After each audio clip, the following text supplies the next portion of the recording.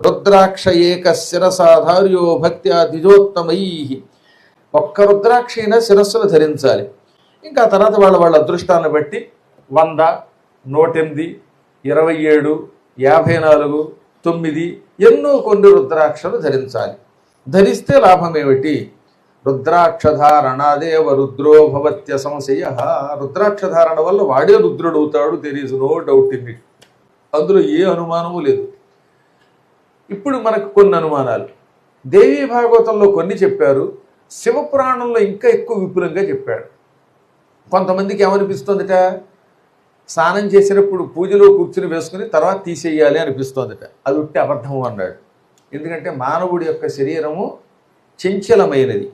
ఏ క్షణంలో మానవుడు శరీరం విడిచిపెడతాడో వాడికి తెలియదు. ఏ క్షణంలో ఏ పాపం చేస్తాడో తెలియదు.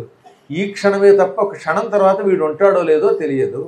అందుకే ఈ జీవితాన్ని క్షణికము అన్నారు. కర్మగాలి రుద్రాక్ష తీసి దండానికి తగిలించినప్పుడు ప్రాణం పోయితే వీడికి రావలసిన పుణ్యం రాదు.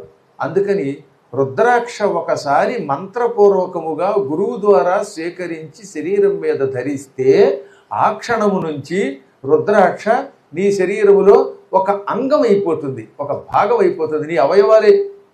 రాత్రిపూట ఒక ఆయన నిద్రపోతున్నప్పుడు కుడి చెయ్యి అడ్డం వచ్చిందిట, అబ్బా ఇటు పడుకుంటే చెయ్యి ఇబ్బందిగా ఉంది అని తీసి పక్కన పెడుతున్నాడా? రుద్రాక్ష కూడా మంత్రపూర్వకముగా ఒకసారి మెడలో వేసుకుంటే మీ శరీరములో అది కూడా ఒక భాగమే. It's also a part of your body. కాబట్టి దాన్ని తీసి పక్కన పెట్టకూడదు. రుద్రాక్షని మాత్రం ధరించాక ఇంక తీయరాదు అన్నారంతే. ఇప్పుడు ఈ రుద్రాక్షని మీరు ధరించడం కంటే గురువుల ద్వారా వేయించుకోవడం ఎక్కువ లాభం. గురువు చేతికి ఇచ్చి రుద్రాక్ష మెడలో వేయమనో చేతిలో వేయమనో పెట్టి ఆ చేతిలోనో మెడలోనో పుచ్చుకోండి. ఆయన ద్వారా పుచ్చుకోండి. ఆయన నమశివాయ అంటూ చేతిలోకి ఇవ్వగానే అది శివస్వరూపం అవుతుంది. ఆ శివస్వరూపాన్ని మెడలో ధరిస్తే ఇక ఆ రోజు నుంచి వీడే రుద్రుడైపోతాడు. రుద్రాక్షధారణాదేవ రుద్రోభవత్యసంశయ. ఆడవాళ్ళకి మంగళసూత్రం అని పూర్వం ఉండేది కదా.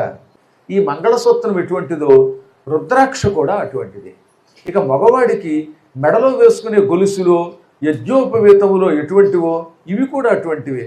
రుద్రాక్ష కైలాసాది ఊర్ధ్వలోకములకు ఏ ఖర్చు లేకుండా తీసుకెళ్లి అద్భుతమైన వేసాతో కూడిన పాస్పోర్ట్.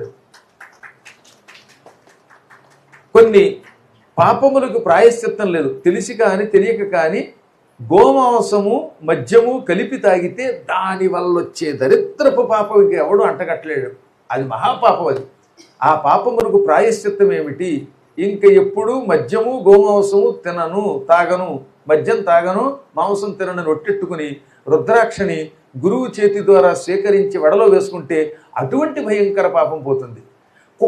ఇక ఒకటేంటండి, ఈ మానవుడు తిననిది లేదు, వాడు తిననిది లేదు, విషం తప్ప, చూడనిది లేదు, స్వర్గం తప్ప అన్నారు. అలాగా ఈ పాపములన్నిటికీ కూడా, అభక్ష్య భక్షణ పాపములన్నిటికీ కూడా పరమ ప్రాయశ్చిత్తం రుద్రాక్ష మాత్రమే.